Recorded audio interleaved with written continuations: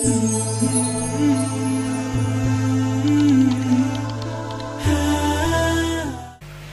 ta'jaban min halikin kaifa hawa bal fa'jaban min salimin kaifa naja. La ta'jaban, jangan kamu heran, min halikin, dari orang yang hancur, kaifa hawa, bagaimana dia terjungkal, bal fa'jaban, tetapi heranlah, min salimin, dari orang yang selamat, kaifa naja, bagaimana dia bisa selamat. Jadi hada itu kadang-kadang bimakna dilalah, menjelaskan, kadang-kadang bimakna taufik. Taufik itu menuntun, membimbing, memberi pertolongan kepada jalan yang lurus. Ihdinas siratal mustaqim, maksudnya ihdina di sini, berikanlah taufik, pertolongan kepada kami sehingga kita berjalan di jalan yang lurus. Jadi kalau wa amma thamutu fadainahum, ada di sini bukan bermakna taufik memberikan pertolongan, tapi memberikan penjelasan.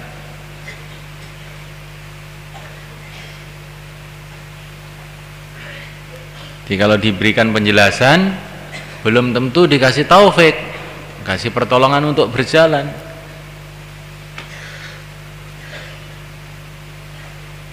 Ini salah, ini benar, ini penjelasan namanya. Belum tentu dikasih taufik untuk menjalankan yang benar, meninggalkan yang salah.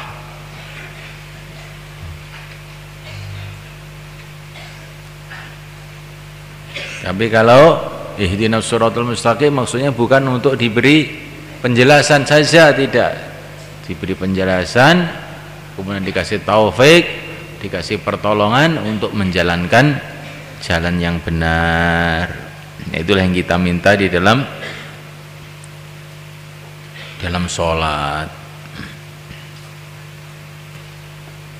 Bahkan setiap makhluk itu dikasih hidayah. Alladzi a'ta kulla syai'in khalaqahu tsumma hada.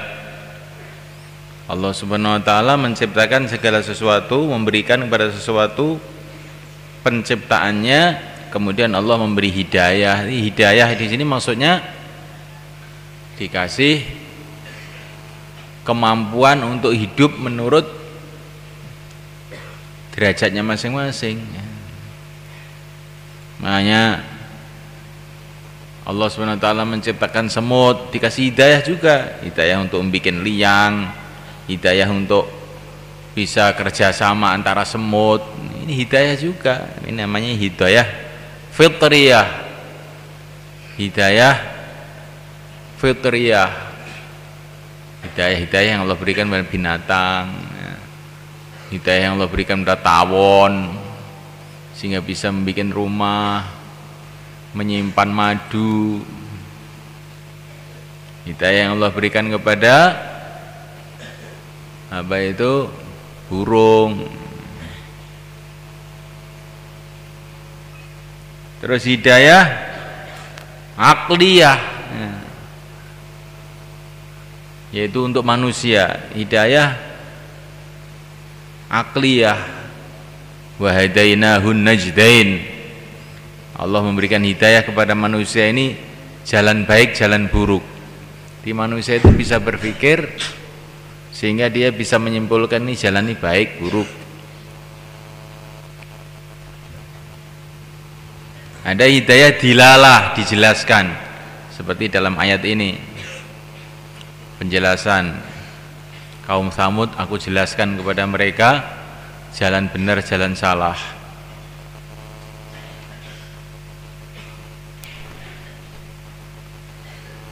Ini semua hidayah juga. Hidayah yang kita minta di dalam sholat itu hidayah, mengumpulkan semua hidayah, ditambah lagi untuk ditolong berjalan di jalan hidayah, jalan yang benar, hidayah taufik. Kita doa, ya Allah, tunjukkanlah kami jalan hidayah dan tolonglah kami untuk berjalan di atasnya. Istiqomah sampai mati ya.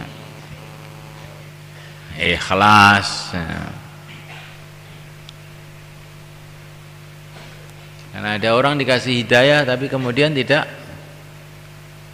sampai mati, kasih hidayah sebentar kemudian terus dicabut hidayah.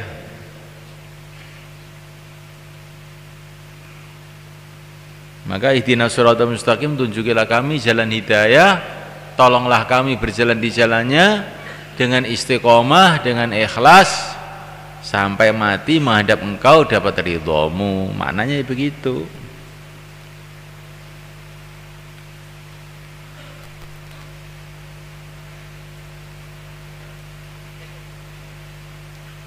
Dan setan ini senantiasa mencegat kita, menghalang-halangi kita. La'aq'udanna lahum shiratal mustaqim, aku akan cegat orang-orang yang berjalan di jalan yang lurus, katanya setan itu. Maka orang itu kalau ingin jalan yang lurus itu mesti ada aja itu gangguannya, itu mesti ada aja. Kamu lihat kalau orang belajar dunia itu nanti kan kebanyakan itu bisa selesai lulus. Tapi nanti kalau belajar agama itu di jalan yang lurus ini ada aja ujiannya. Hatinya guncang kah, hatinya tidak betah kah, macam-macam. Memang kita ini senantiasa ihdinas siratal mustaqim, siratal ladzina an'amta 'alaihim, yaitu jalannya para nabi. Para nabi itu istiqomah dalam hidayah sampai mati dengan ikhlas dapat ridha Allah. Jangan sampai kita ini tercegat di tengah jalan. La ta'jaban min halikin kaifa hawa bal fa'jaban min salimin kaifa naja.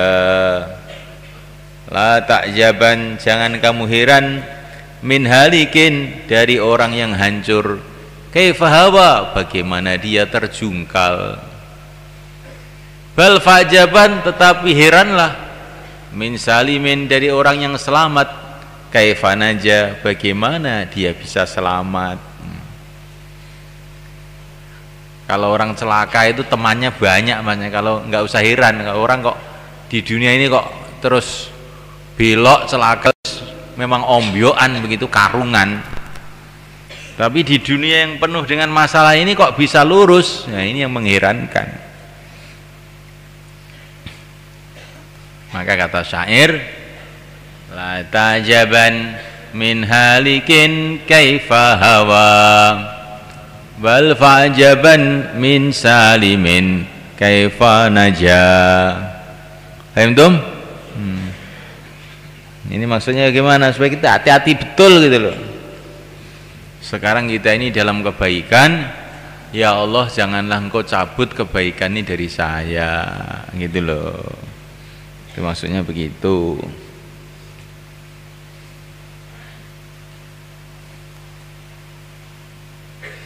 Doa yang kedua, disyukuri kebaikan yang Allah berikan itu, disyukuri. Allah tolong kita jadi orang Islam, disyukuri. Jadi santri, disyukuri. Jadi dai, disyukuri. Sehat, disyukuri. Apa saja yang kamu syukuri, nanti Allah akan jaga. Wa qalu, dan mereka mengatakan di juludim, kepada kulit-kulit mereka sendiri, lima syahidtum alaina, kenapa kamu bersaksi alaina, atas kami. Kulit, kamu kok bersaksi atas kami, nanti kita kan dihukum oleh Allah ya. Kamu juga ikut kepanasan nanti kalau dihukum. Kamu ini gimana sih kok nggak mau kerjasama gitu. Kalau kulit-kulit mereka itu mengatakan, antaqana, telah membuat bicara kepada kita Allah alladzi antaqa kulla syai', yang telah membuat bicara segala sesuatu. Di segala sesuatu itu telah dibikin bicara oleh Allah. Nanti pada hari kiamat. Ya, pada hari kiamat. Bumi pun berbicara, ya, yauma idzin tuhadditsu akhbaraha bi anna rabbaka awhalaha. Allah memberikan wahyu kepada bumi sehingga bumi itu menceritakan berita-berita yang terjadi di atas bumi. Fulan ibnu fulan dulu pernah maksiat di atas saya. Fulan pernah sholat di atas saya. Di bumi-bumi itu akan jadi saksi. Ya, kulit jadi saksi, tulang jadi saksi, telinga jadi saksi, mata jadi saksi. Maka ini istilahnya Al-Imam Asy'arani, namanya orang itu harus punya riqqatul hijab. Riqqatul hijab itu merasa tidak bisa sembunyi gitu loh. Orang iman itu merasa tidak bisa sembunyi. Karena apa? Ini tangan saya ini jadi saksi saya. Telinga jadi saksi, mata jadi saksi, tanah jadi saksi, baju saya jadi saksi, batu-batu di sekitar saya jadi saksi, pohon-pohon jadi saksi. Saya mau sembunyi di mana? Nggak bisa sembunyi. Jadi orang iman tuh kalau membaca begini ini akhirnya merasa tidak bisa sembunyi. Maka diceritakan ada seorang ulama punya santri-santri. Ada santrinya itu satu itu dihormati banget sama kiainya ini, sehingga santri-santri yang lain itu cemburu. Ada apa sih ini santri ini pinter juga enggak, kok disayang banget sama Pak Kiai ini. Maka Pak Kiai itu ingin menunjukkan kepada santri-santri yang lain bahwa memang santri ini istimewa, ini bukan seperti kamu ini. Maka pagi-pagi Pak Kiai bilang, besok pagi semua membawa ayam 1 dan membawa peso. Siap? Siap. Maka besoknya semua santri membawa ayam, bawa peso. Ini karena mau selamatan kita. Nah. Semua santri pergi ke tempat yang tidak ada yang tahu di situ, tempat itu. Tempat yang sembunyi, yang nggak ada yang tahu. Kemudian sembelih ayamnya di situ, baru dibawa sini, dimasak bareng-bareng. Semua pergi ke tempat sembunyi, ada yang pergi ke WC, ada yang pergi ke pojokan pondok, ada yang di bawah bangunan yang belum jadi, terus kemana-mana. Ada yang di belakangnya warung, kemana-mana. Pokoknya tempat sembunyi langsung disembelih. Tapi santri satu ini datang, ayamnya belum disembelih. Semua sudah disembelih, satu ini aja yang belum disembelih. Ditanya sama Pak Kiai, kenapa kamu tidak kamu sembelih? Saya tidak bisa sembunyi Pak Kiai, di mana-mana ada yang tahu, kulit saya tahu, telinga saya tahu, mata saya tahu, lebih dari itu Allah tahu.